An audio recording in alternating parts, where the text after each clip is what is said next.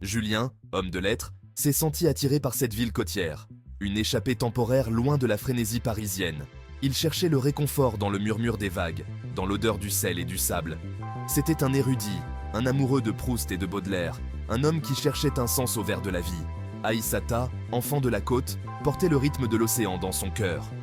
Son âme, une toile peinte des couleurs vibrantes de son héritage. Elle voyait la poésie dans le quotidien, dans les chants des pêcheurs et les couleurs du marché. Elle était un phare de chaleur et de vie. Julien, avec son monde de livres, et Aïssata, avec son monde d'une réalité vibrante, semblèrent destinés à vivre des vies parallèles. Pourtant, le destin, semblait-il, avait un autre plan. Une rencontre fortuite les attendait. Une rencontre qui allait tout changer.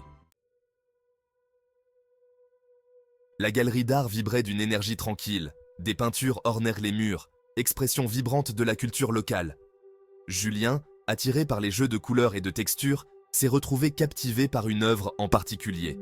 Elle parlait de la mer, du désir, d'un lien profond avec la terre. Elle vous parle, n'est-ce pas? Une voix mélodieuse et chaleureuse interrompit sa contemplation. Il se retourna pour trouver Aïssata, les yeux pétillants d'une lumière intérieure. Elle lui parla de l'artiste, des émotions tissées dans chaque coup de pinceau.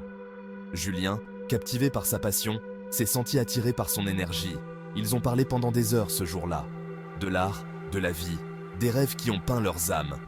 Lui, avec ses mots soigneusement choisis, et elle, avec son enthousiasme débridé, ont trouvé un terrain d'entente dans leur amour de la beauté. Une connexion s'est établie, une lueur de quelque chose de plus profond, de quelque chose d'indéniable. Les jours se sont transformés en semaines, remplis de promenades le long de la plage, leur rire résonnant à travers les vagues. Ils ont exploré les coins cachés de la ville, chaque moment étant un trésor partagé. Julien, perdu dans les profondeurs des yeux d'Aïssata, a commencé à voir le monde d'un œil nouveau. Il l'a initié au monde de la poésie française, récitant Verlaine sous le ciel étoilé. Elle, à son tour, lui a fait partager les histoires de sa terre, des légendes murmurées par le vent. Ils étaient deux âmes, différentes mais liées, tissant une tapisserie de moments partagés. Leur amour, une fleur délicate s'épanouissant dans la chaleur de leur connexion. Lui, l'érudit réservé, s'est retrouvé attiré par son esprit vif.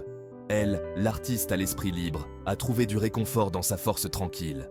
Mais alors même que leur amour s'approfondissait, des ombres se profilaient à l'horizon. La rumeur du lien entre Julien et Aïssata s'est répandue dans la petite ville côtière. Les murmures les suivaient comme des ombres, certains curieux, d'autres empreints de jugement. Julien, d'abord inconscient, a commencé à remarquer les changements subtils dans ses interactions. Les regards inquiets des commerçants, les conversations interrompues à son arrivée. Dans son monde universitaire, une telle connexion serait célébrée, un témoignage de l'universalité de l'amour.